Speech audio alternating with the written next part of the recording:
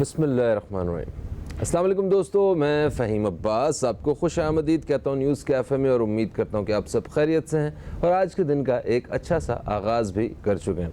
आज भी हम अपने प्रोग्राम में बात करेंगे मौजूदा सियासी सूरत हाल के हवाले से, क्योंकि मुल्क में सियासी अदम इस्तेहकाम की सूरत हाल है इस वक्त और मुश्किलात का वाहिद हल इंतखाबात नज़र आता है। पाकिस्तान का मुस्तक़बिल, पाकिस्तान की सियासत का मुस्तक़बिल क्या होगा और ये सियासत का ऊँट किस करवट बैठेगा, इस हवाले से बात करने के लिए मेरे साथ स्टूडियो में मौजूद हैं जनाब हमीद भुट्टो साहब।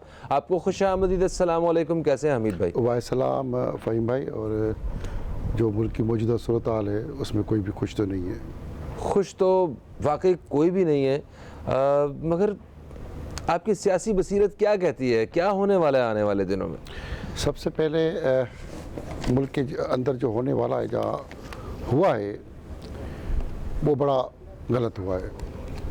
सियासत के अंदर जो 9 मई को ट्रेन डाला गया, या उससे पहले गाली गलौज और अभी इस तरह पाक फ़ौज के ख़िलाफ़ कार्रवाई की गई और JSQ से लेके कोर हेडक्वार्टर तक के, और इस तरह हमारे म्यूज़ियम कायद-ए-आज़म का जो हाउस था उसको जलाया गया। जिस तरह डंडे लेके लोग इस मुल्क की तरक्की को रोकने के लिए, इस कौम के नसीब को तोड़ने के लिए हथौड़े, डंडे, मुक्के और आग और माचिस की तीलियाँ लेके इसके पूरे पाकिस्तान को जलाने के लिए निकले हुए थे, उससे लगता थे उनकी मनमस्तियों से और सोशल मीडिया ने जिस तरह उनको आग दी, या उनके लीडरशिप ने जिस तरह उनको सियासत सिखाई है, गाली, डंडा, माचिस और मारने वाली, इस सियासत ने मुल्क के अंदर जो सियासी तौर तरीके होते हैं और सियासी हुकूमतें बनती हैं, उसका जनाजा निकालने में कोई कसर नहीं निकाली। मगर हमारी इदारे जो पाकिस्तान के हैं, वो पाक फ़ौज, बाकी इदारे, वो उस मुल्क की तरक्की के लिए खड़े हैं और हम उनके ख़िलाफ़ कार्रवाइयाँ करें। सबसे पहले तो मैं उसकी शदीद मज़म्मत करता हूँ उन लोगों की जो हमारे इदारों की और इस मुल्क की तरक्की के रोकने के लिए गैर सियासी काम कर रहे हैं, उसकी मज़म्मत करता हूँ। बिल्कुल ठीक। अच्छा, मरीम नवाज़ ने बयान दिया है कि ये कुल 500 के करीब लोग थे जिन्होंने ये सारा इंतशार फैलाया है। तो क्या सिर्फ 500 लोग थे और ये कंट्रोल क्यों नहीं हुए इनसे 500 लोग? 500 लोग तो नहीं है, खाली 600 लोग तो 600-700 लोग तो कराची में अरेस्ट हुए हैं और काफ़ी लोग लाहौर में, बाकी इलाकों में अरेस्ट हुए हैं। उनकी निशानदेही होती जा रही है।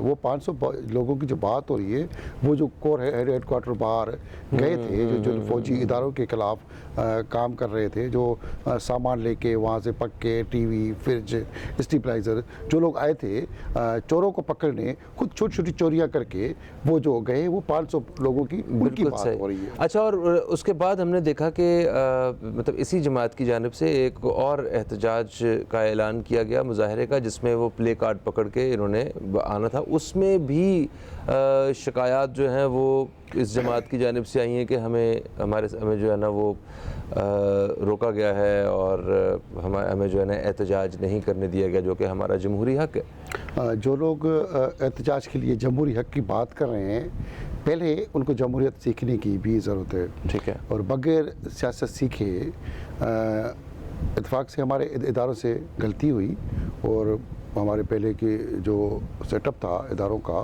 उन्होंने इनको हुकूमत थाली में रख के प्लेट में डालकर एक सालन की तरह दे दी।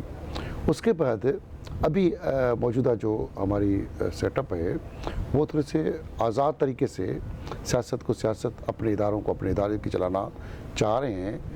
तो ये चाह रहे हैं कि हमें सब गोद में ले लें, हमें सब एडाप्ट कर लें और हम एडाप्ट बच्चे की तरह मस्तियाँ, मन मस्तियाँ, मौज उड़ाते रहें।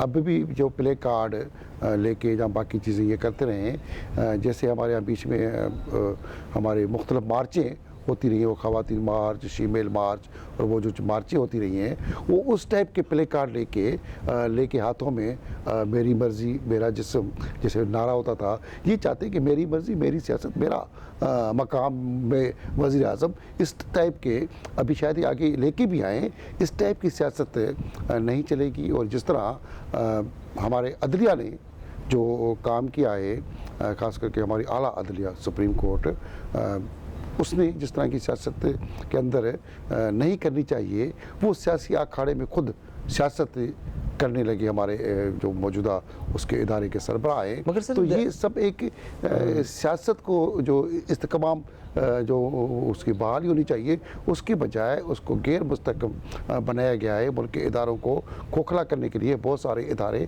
जो गलत काम करें, हमारे इदारे भी, उनका भी प्रॉपर एहतसाब जब तक नहीं होगा तो इस तरह सियासत के अंदर दफ़ा 144 में जब 144 लगी हुई है और रेड जोन क्रॉस करना, और इस वक्त भी तो तकरीबन वैसी ही सूरत हाल थी, गेट फलांगने वाली, और वो सारी इन लोगों के ख़िलाफ़ भी ऐसे ही मुकदमे होंगे और इनको उठाया जाएगा। कल जो मौलाना फजल रहमान का मुजाहरा हुआ, जी जी जी, गेट फलांग की कोई बात नहीं, उल्टा चीफ जस्टिस ने तो ये कहा कि जी तो गेट फलांग के आ रहे हैं, ये कर रहे हैं, और उन्होंने बड़ा उनके खिलाफ भी रिमार्क्स दिए। 144 की जो दफ़ा है उसकी खिलाफ वर्जी चाहे मैं करूँ कोई करे, उसके खिलाफ कानूनी कार्रवाई होनी चाहिए, चाहे कोई भी करे। मगर हमारे यहाँ इस मुल्क के अंदर बदकिस्मती है, जो हुकूमत में बैठे होते हैं उनके खिलाफ हम कार्रवाई नहीं करते। तो वो कोई भी इस मुल्क के अंदर बालातर जहाँ मुकद्दस गाय नहीं है, मगर हम हुकूमत में बैठे हुए लोगों को मुकद्दस गाय समझते हैं, जो नहीं समझना चाहिए। और जो हट जाता है हम उसको फिर चोर समझते हैं। ये चोर चोर का जो खेल है वो बंद होना चाहिए।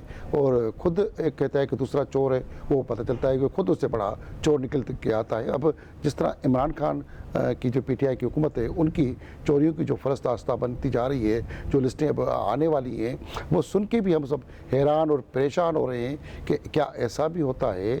और अभी जैसे कहा जा रहा है कि जी मुझे 10 साल के लिए नाअहल करा दिया जाएगा, गद्दारी का मुकदमा दाखिल किया जाएगा, मेरी बेगम को जेल में बंद किया जाएगा। भाई ऐसे काम करोगे तो ये सब कुछ भुगतना पड़ेगा। मैं तो समझता हूँ जिस तरह हमारे पाक फौज और बाकी इदारों के खिलाफ डंडे लेके, बंदूकें लेके, तो हथियारों के बगैर जो ये वो डंडों को हथियार की तरह इस्तेमाल किया गया, इनके खिलाफ गद्दारी से भी आगे सख्त किस्म के फैसले होने चाहिए। मसलन कैसे गद्दारी से आगे सख्त किस्म के फैसले क्या हो सकते हैं? आइंदा कोई भी इदारा जो सियासी पार्टी है या मीडिया है, जो लोग हैं, वो ऐसी कोशिश ही नहीं करें कि अपने तहफ़्फ़ुज़ करने वाले इदारों के खिलाफ कोई जंग का माज अड़े। एहतजाज तो किया जा सकता है, बात तो की जा सकती है, हम भी कर रहे हैं। आपकी बात से एग्री करते हैं, मगर क्या सुप्रीम कोर्ट के खिलाफ भी इसी तरह एहतजाज होने चाहिए? सुप्रीम कोर्ट जब देखें सबको फिर इक्वल रखें ना आप।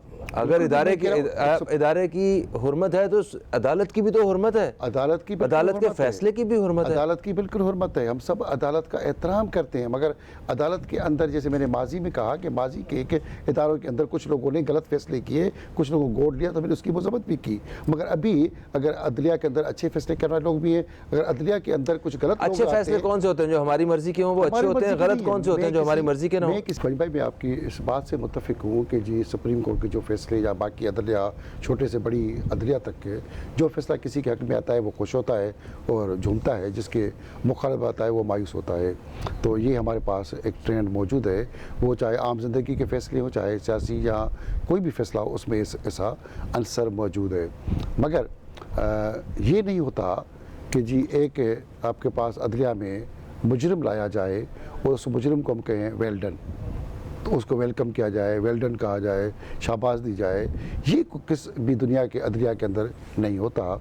असल में सबको जो एतराज़ हुआ है कि जी अदलिया के अंदर आप चाहे केस साबित हुआ नहीं हुआ, कटड़े में जो आ गया, जब तक केस क्लियर हो तब तक किसी को वेलकम या वेल डन अदलिया की मेन कुर्सी पे बैठ के, और वो भी आला कुर्सी पे बैठ के वेलकम नहीं किया जा सकता, जो किसी भी मुल्क के अंदर, दुनिया के अंदर ऐसा होता ही नहीं है। मगर इस मुल्क के अंदर बदकिस्मती से हमारी अदलिया जो काम इस वक्त कर रही है, लाखों केस, 4 लाख से ज़ायद केस अदलिया के अंदर पेंडिंग है, जो लोगों के करीब केस, अब वो जो मैं आपको सुप्रीम कोर्ट बाकी पढ़े हैं, वो केस जो हैं उन केसों को तो हम देखते नहीं। हम 100 नोटिस ले लेते हैं सियासी मामलात का, असेंबली के मामलात में टांग अड़ाने का और किसी को तजलील करने के मामलात, किसी गरीब की जो मसाइल हैं, किसी गरीब की बच्ची कोई अगवा हो जाए, किसी गरीब के ज़मीन पे कब्ज़ा हो जाए, कोई थाने में जल रहा है, कोई जेलों में जाके इस वक्त भी हज़ारों कैदी ऐसे जो पड़े हुए हैं, मगर हमने उनका कोई सुनवाई नहीं करनी, कोई इंसाफ नहीं करना। हमने जो इंसाफ देना है इस मुल्क के अंदर, खास करके हमारे अंदर जो पाकिस्तान में हो रहा है, वो इंसाफ हमारी मर्ज़ी का होना चाहिए।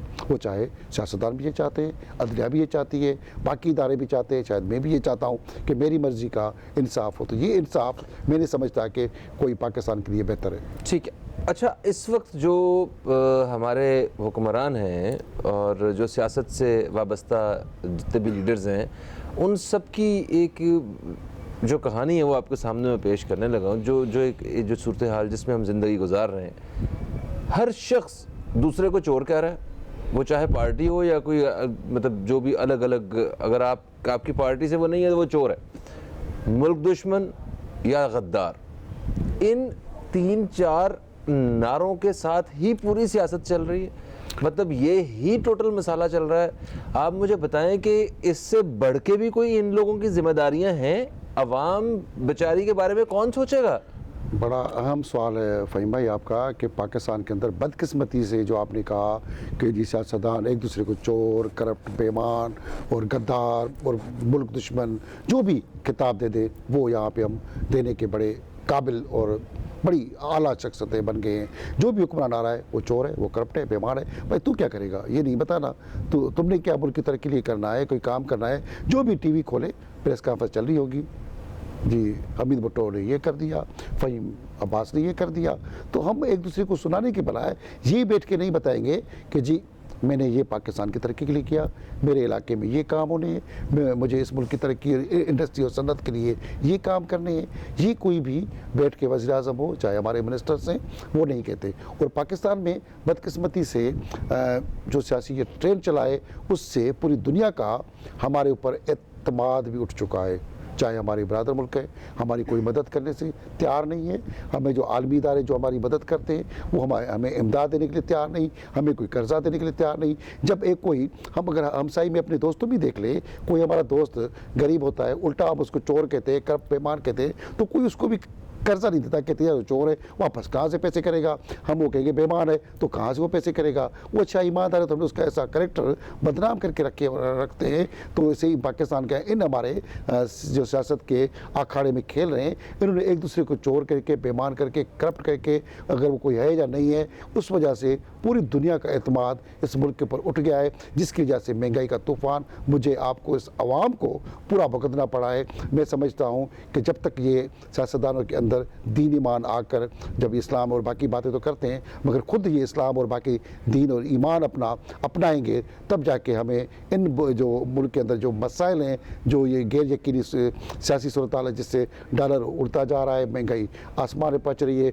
मुल्क का अवाम एक तो सैलाब और बाकी कोरोना और उससे चक्की में पिस के तबाही और बर्बादी से तो मुश्किल से जान निकाल के थोड़ा सा ऊपर गर्दन उठाता है, तो बाकी उनके मसाइल में उनकी गर्दन काटने के जो चक्कर में होते हैं, उससे निकलने के लिए मैं समझता हूँ कि इन सियासतदानों को होश के नाखन लेकर इस मुल्क की तरक्की के लिए काम करना चाहिए और एक दूसरे को कम से कम बुरा कहने से बजाय एक दूसरे की अच्छाइयाँ भी बयान करनी चाहिए। मगर पाकिस्तान के अंदर आज तक ऐसा नहीं हुआ कि हम किसी भी सियासतदान को कहें कि जी उसने कोई ये फ़िलहाल 5 काम अच्छे किए थे। हम किसी को सूली पर अटका देते, किसी को गोली मार देते, किसी को साथ गद्दार करके जेल में बंद कर देते।